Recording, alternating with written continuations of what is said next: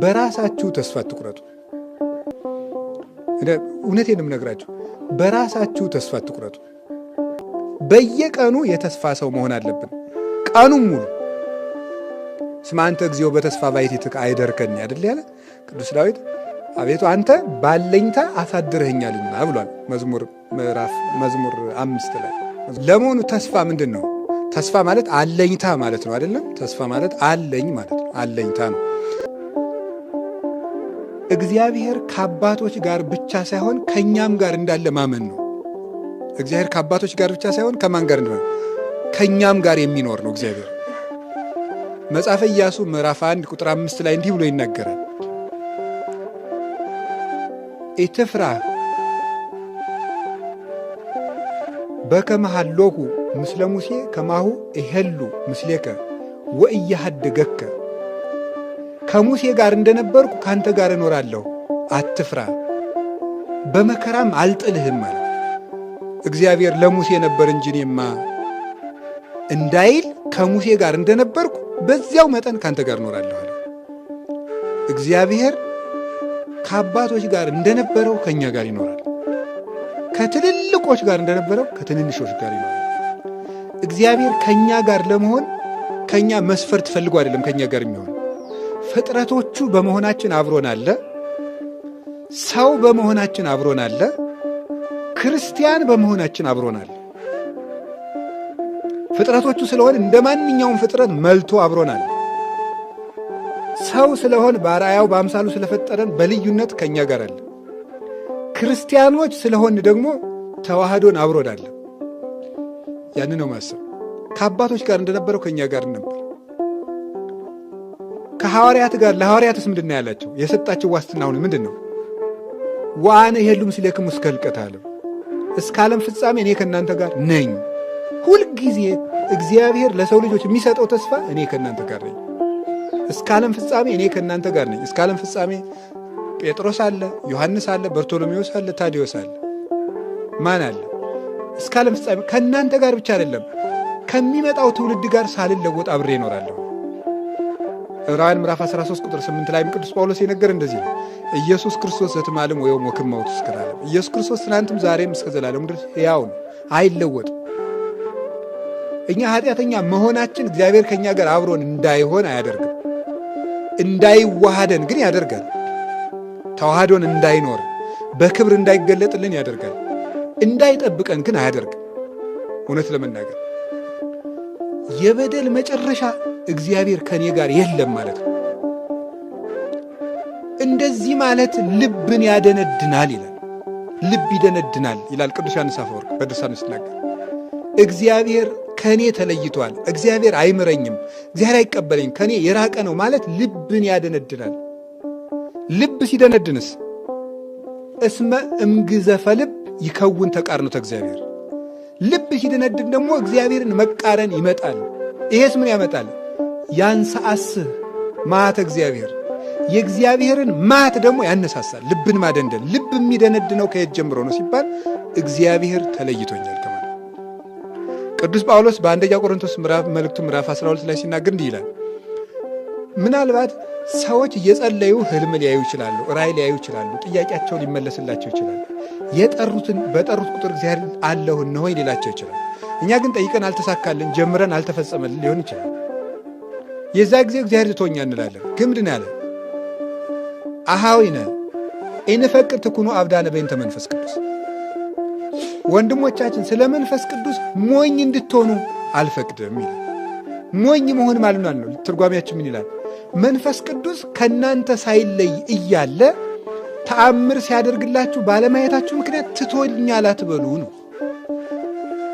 የጠየቃችሁትን ጥያቄ ስላልመለሰላችሁ፣ ያሰባችሁት ስላልተሳካ፣ የጀመራችሁት ስላልተፈጸመ መንፈስ ቅዱስ ትቶኛል አትበሉ ነው። መንፈስ ቅዱስ እየበደልንም አብሮን ይኖራል። እግዚአብሔር ሰውን ተለይቶ አያውቅም። ክደት ወደ ጸናበት መሄድ ለእግዚአብሔር ምኑ ነውና ነው የሚለው፣ ልማዱ ነውና ነው። እግዚአብሔር እንደውም ወደ እኛ ነው የሚመጣው። መጀመሪያ የታመመ ነው መድኃኒት የሚያስፈልገው። እሱም የተናገረ ይሄን ነው። ሕሙማን ይፈቅዱ ወለዐቃቤ ሠራይ ወአኮ ጥዑያን።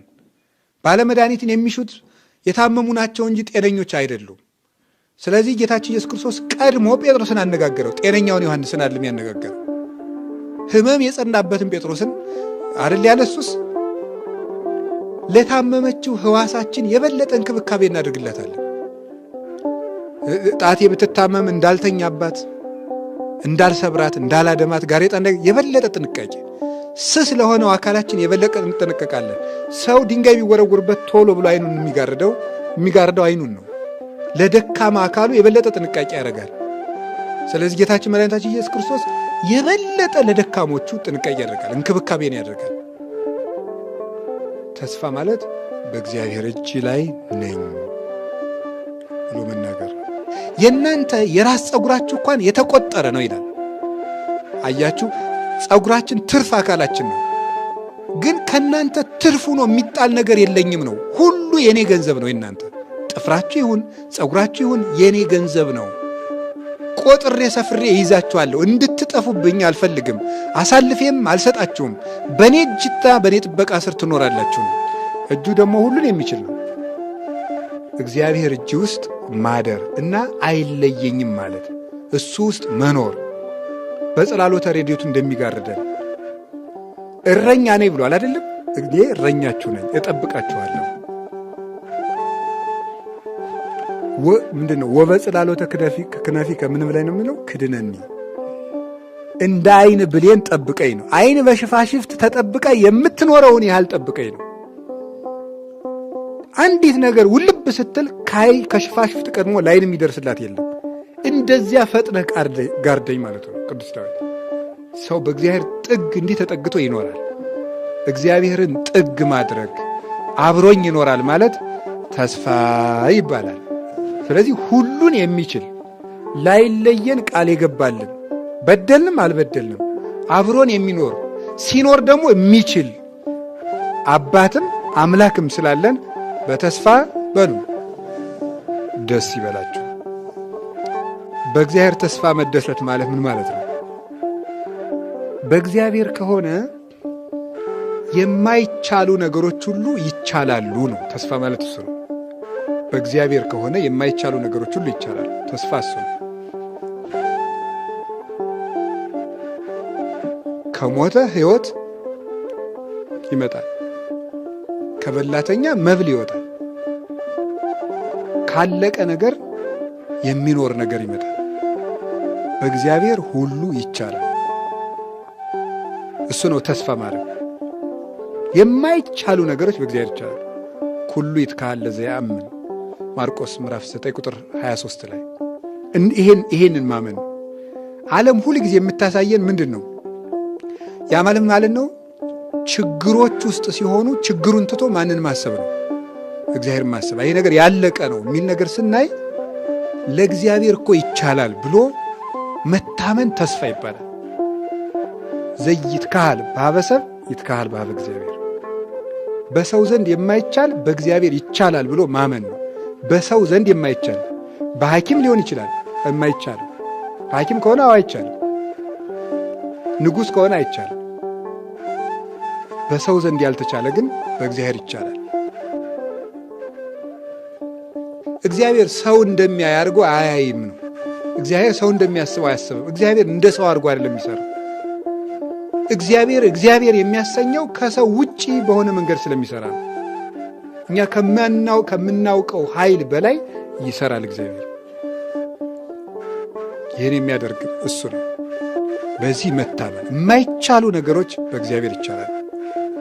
ችግሮቻችን ውስጥ ሆነን እግዚአብሔርን ተስፋ ማድረግ ነው። በተስፋ መደሰት ማለት ዛሬ ነው አይደለም እንደ እግዚአብሔር።